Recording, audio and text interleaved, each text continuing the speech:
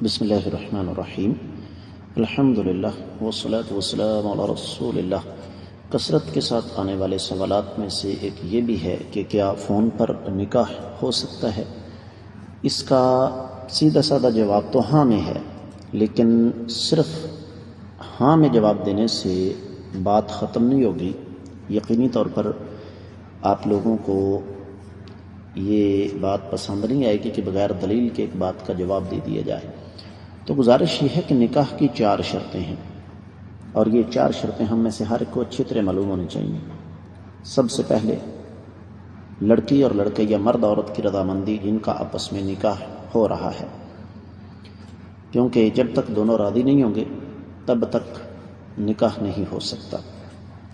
دوسری شرط حق مہر، اس کی تفصیل آپ کو چینل پر مل جائے گی، حق مہر کتنا ہونا چاہیے، اس کی شرائط وغیرہ کیا ہے۔ تیسری شرط 2 گواہ، اور وہ گواہ کیسے ہونے چاہیے؟ یہ نہیں کہ بازار سے پکڑ کر 2 آدمی کو بٹھا دیا، نہیں، 2 گواہ وہ جو گواہی کے لائق ہوں، یعنی لڑکے اور لڑکی کو، یا کم از کم لڑکی کو جانتے ہوں یا لڑکے کو اچھے طریقے سے جانتے ہوں۔ اور چوتھی شرط ہے لڑکی کا ولی۔